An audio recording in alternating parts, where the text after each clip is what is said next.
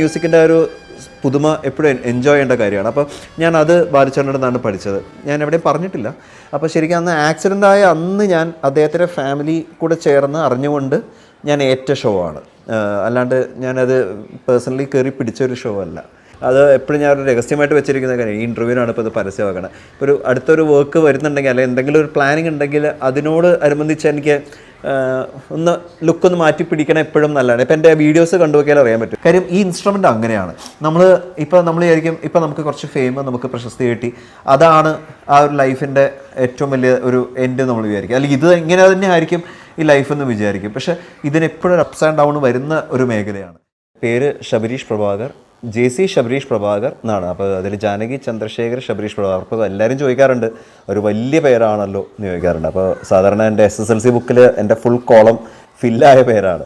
എന്നുവെച്ചാൽ 20 കോളവും 20 ഫില്ലായ പേരാണ്. അപ്പോൾ രസം എന്താണെന്ന് വെച്ചാൽ എൻ്റെ അച്ഛൻ്റെ അമ്മയാണ്, എൻ്റെ അച്ചാമ്മയാണ് ചേർത്തല സിസ്റ്റേഴ്സ്. അപ്പോൾ ചേർത്തല സിസ്റ്റേഴ്സിൻ്റെ കൊച്ചുമകനാണ്, മൂത്ത ആളായ ജാനകിയുടെ കൊച്ചുമകനാണ്. അപ്പോൾ അവർ സംഗീതം, നാടകം, കഥാപ്രസംഗം ഇങ്ങനെ തുടങ്ങിയ എല്ലാ മേഖലകളിലും അവരുടെ പ്രാവീണ്യം തെളിയിച്ചവരാണ്.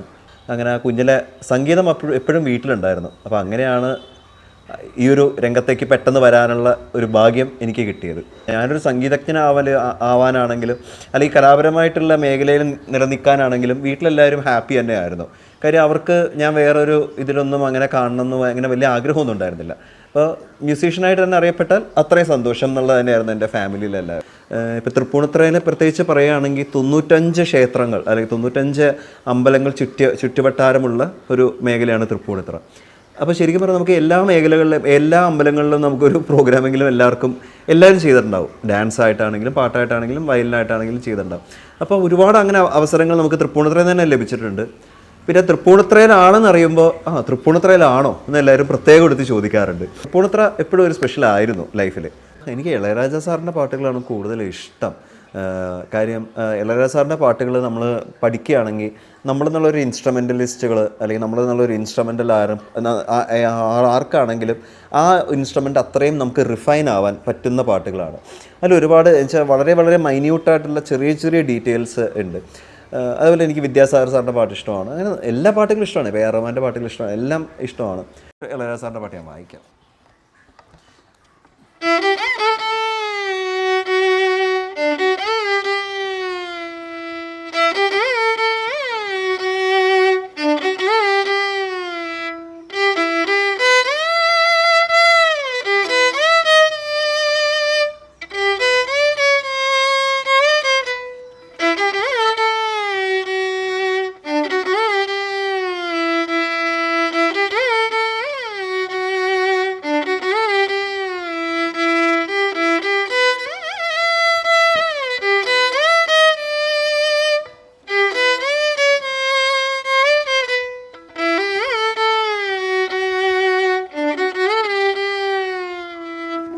ഇപ്പം മ്യൂസിക് എല്ലാവരും ഇപ്പോൾ എന്താ പറയുക ഒരുപാട് എക്സ്പ്ലനേഷൻ മ്യൂസിക്കിനെ പറ്റി എല്ലാവരും പറയാറുണ്ട്. വലിയൊരു സാഗരമാണ്, വലുതാണ്, ഇതൊക്കെ എല്ലാവരും പറയാറുണ്ട്.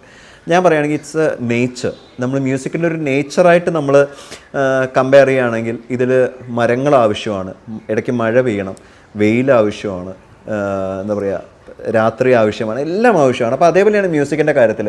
ഒരു മ്യൂസിക് എന്നുള്ളത് ഇപ്പോൾ ഒരു കർണാട്ടിക് മ്യൂസിക് മാത്രമാണോ മ്യൂസിക് എന്ന് വെച്ചാൽ അല്ല, ഒരു ഹിന്ദുസ്ഥാനി മാത്രമാണോ വെച്ചാൽ അല്ല, വെസ്റ്റേൺ മ്യൂസിക് മാത്രമാണ്. അപ്പോൾ മ്യൂസിക്കിന് ഒരുപാട് തലങ്ങളുണ്ട്.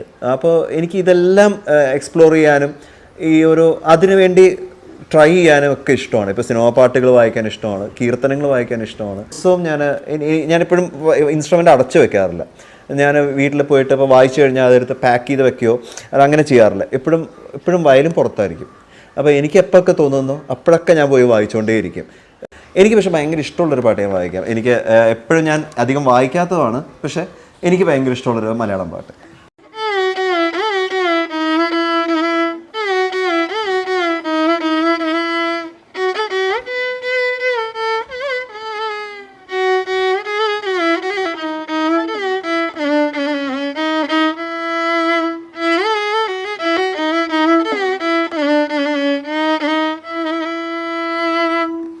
വയലിൻ ഇങ്ങനെ പ്രൊഫഷനാക്കിയാൽ അടിപൊളിയായി ജീവിക്കാം എന്നുള്ളതോ അല്ലെങ്കിൽ വയലിനിൽ വന്നു കഴിഞ്ഞാൽ നമുക്ക് ഒരുപാട് സൗഭാഗ്യങ്ങൾ കിട്ടുമോ എന്നുള്ളത് കൊണ്ടല്ല ഞാൻ വയലിൽ വന്നത്.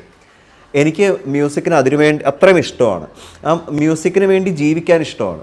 ചിലപ്പോൾ എന്താ പറയുക, ഒന്നിലെങ്കിലും ഇപ്പോൾ കുറച്ച് ആൾക്കാർക്കെങ്കിലും എന്നെ വയലിനിലൂടെ അറിയാൻ പറ്റുക എന്നത് തന്നെ വലിയൊരു ഭാഗ്യം. ബാക്കി കിട്ടിയതെല്ലാം ബോണസാണെന്ന് വിചാരിക്കുന്ന ഒരാളാണ് ഞാൻ. ഇപ്പോൾ കിട്ടുന്ന ഈ ലൈഫും ഇതെല്ലാം ബോണസാണെന്നുള്ളത്. അപ്പോൾ യാത്ര ചെയ്യാൻ ഭയങ്കര ഇഷ്ടമാണ്. കാര്യം നമ്മൾ യാത്ര ചെയ്യുമ്പോഴാണ് നമ്മളെ തന്നെ ഒരുപാട് നമ്മൾ മനസ്സിലാക്കും.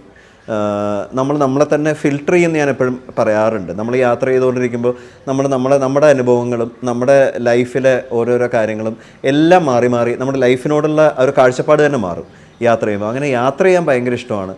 ഞാനിപ്പോൾ ബേസിക്കലി കർണാട്ടിക് മ്യൂസീഷ്യനാണ്. അപ്പോൾ എല്ലാവരും ചോദിക്കും, അപ്പോൾ നിന്ന് വായിക്കണം എങ്ങനെയാണ്, വെസ്റ്റേൺ പഠിച്ചുകൊണ്ടാണോ ഈസ്റ്റേൺ പഠിച്ചുകൊണ്ടാണോ? നമ്മൾ എന്ത് പഠിച്ചാലും നമ്മൾ നന്നായിട്ട് അത് പ്രാക്ടീസ് ചെയ്തെടുക്കുക എന്നുള്ളതാണ് അതിൽ ഏറ്റവും വലിയ. ഇപ്പോൾ കർണാട്ടിക് ആണെങ്കിൽ കർണാട്ടിക് അതിൻ്റെ മാക്സിമം പ്രാക്ടീസ് ചെയ്യുക, വെസ്റ്റേൺ ആണെങ്കിൽ വെസ്റ്റേൺ പ്രാക്ടീസ് ചെയ്യുക. അപ്പോൾ ഇപ്പോൾ ഞാൻ കർണാട്ടിക് മ്യൂസീഷ്യൻ എന്നുള്ള നിലയ്ക്ക് എനിക്ക് കർണാട്ടിക് മ്യൂസിക് ഒരുപാട് സ്പ്രെഡ് ചെയ്യാനും ആ ഒരു കർണാട്ടിക് മ്യൂസിക്കിന് അതിൻ്റേതായ ഒരു വാല്യൂ ഉണ്ടെന്ന് ആൾക്കാരെ അറിയിക്കാനും ഭയങ്കര ഇഷ്ടമാണ്.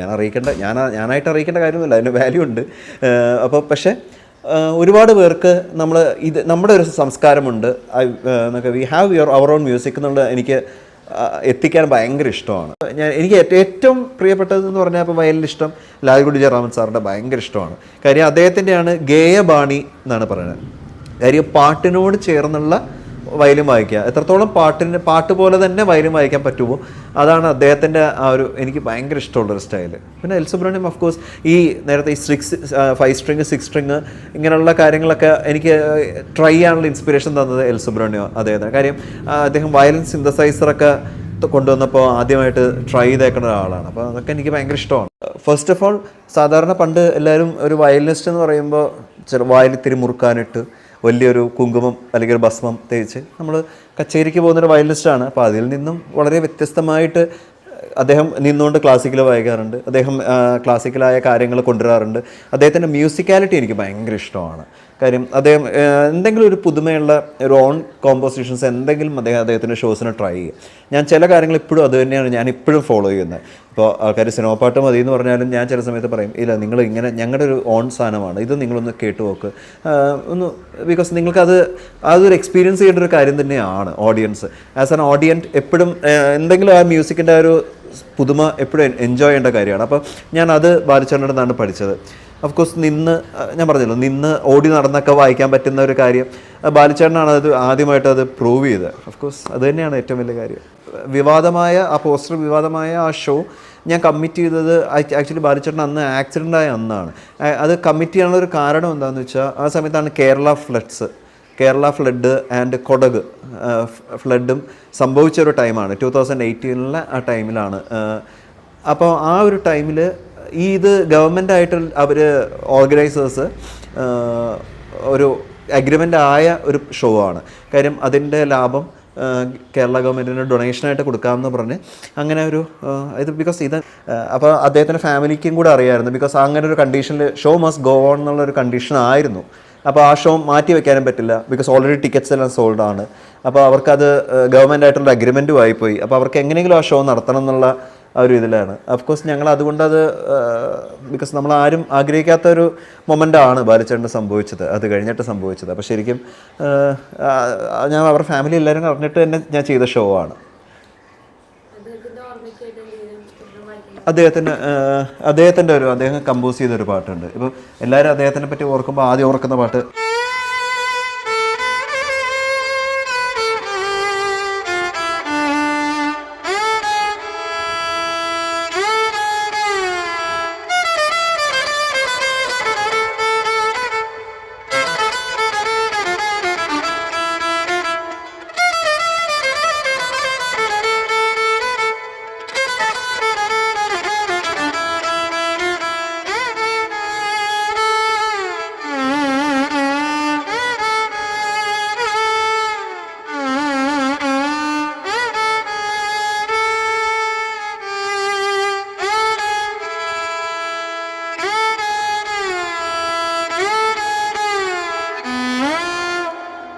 ആസ് എ മ്യൂസീഷ്യൻ എന്നുള്ള രീതിയിൽ എല്ലാ ഫോമിലും കയറി ഇറങ്ങി പോകാനും എനിക്ക് ഭയങ്കര ഇഷ്ടമാണ്. ഇപ്പോൾ ഞാൻ എപ്പോഴും പറയാറുണ്ട്, ഞാനൊരു വെള്ളം പോലെയാണ്. ഇപ്പോൾ നമ്മൾ ഗ്ലാസ്സിൽ ആണ് നമ്മളെ കൊണ്ടുപോകണമെങ്കിൽ ആ ഗ്ലാസിൻ്റെ ഷേപ്പ് ആവുക, ഒരു പോട്ടാണെങ്കിൽ പോട്ടിൻ്റെ ഷേപ്പ് ആവുക, വലിയ ടാങ്ക് ആണെങ്കിൽ ടാങ്കിൻ്റെ ഷേപ്പ് ആവുക എന്ന് മാത്രമേ ഉള്ളൂ. അപ്പോൾ എല്ലാ ഫോമിലൂടെയും കടന്നു പോകാൻ എനിക്ക് ഭയങ്കര ഇഷ്ടമാണ്. നമ്മൾക്ക് വേണ്ടി തന്നെ പുതുമയായുള്ള കാര്യങ്ങൾ ട്രൈ ചെയ്യുക, മ്യൂസിക്കിൽ എന്തെങ്കിലും പുതുമകൾ എപ്പോഴും ട്രൈ ചെയ്തുകൊണ്ടിരിക്കുക, എന്തെങ്കിലും എന്നാൽ കഴിയുന്നത് പോലെ. ചിലപ്പോൾ നമ്മൾ ട്രൈ ചെയ്തുകൊണ്ടോ അല്ലെങ്കിൽ നമ്മൾ ട്രൈ ആയിട്ടിരിക്കുന്നതുകൊണ്ടോ മ്യൂസിക്കിനൊന്നും സംഭവിക്കാനില്ല. അല്ലെങ്കിൽ മ്യൂസിക് ഇപ്പം എങ്ങനെയാണോ അങ്ങനെ തന്നെ മ്യൂസിക് കണ്ടിന്യൂ ചെയ്യുകയും ചെയ്യും. ഇപ്പം നമ്മൾ ആരില്ലെങ്കിലും മ്യൂസിക് നന്നായിട്ട് പോകും. പക്ഷെ നമ്മളാൽ പറ്റുന്ന പോലെ മ്യൂസിക്കിനെ പെർസ്യൂ ചെയ്യുക, എക്സ്പ്ലോർ ചെയ്യുക, പല പല കാര്യങ്ങൾ എക്സ്പ്ലോർ ചെയ്യുക, ഇതെല്ലാം നമ്മൾ ട്രൈ ചെയ്തുകൊണ്ടിരിക്കേണ്ട കാര്യമാണ്. ഇപ്പോൾ എൻ്റെ ജൂനിയറായാൽ എല്ലാവരോടും എനിക്ക് പറയാനുള്ളൊരു കാര്യം അതാണ്. നമ്മൾ എന്തെങ്കിലും നിങ്ങൾ പുതുമ ട്രൈ ചെയ്തുകൊണ്ടിരിക്കുക. ഇപ്പോൾ ഒരാൾ ചെയ്യുന്നു, ആ സ്റ്റൈൽ തന്നെ നമുക്ക് ഫോളോ ചെയ്യാം. എന്നാൽ ഇത് നമ്മൾ ചിലപ്പോൾ ഇത് ചെയ്ത് കഴിഞ്ഞാൽ അതിൽ വളരെ പുതുമയുണ്ട്, നമുക്കെന്നാൽ അങ്ങനെ ചെയ്താൽ എനിക്ക് കൂടുതൽ പ്രോഗ്രാംസ് കിട്ടും എന്നുള്ളതല്ല. നമ്മൾ മ്യൂസിക് നന്നായിട്ട് എക്സ്പ്ലോർ ചെയ്യുക എന്നുള്ളതാണ്, നന്നായിട്ട് പ്രാക്ടീസ് ചെയ്യുക എന്നുള്ളതാണ് നമുക്ക് ചെയ്യേണ്ട കാര്യം.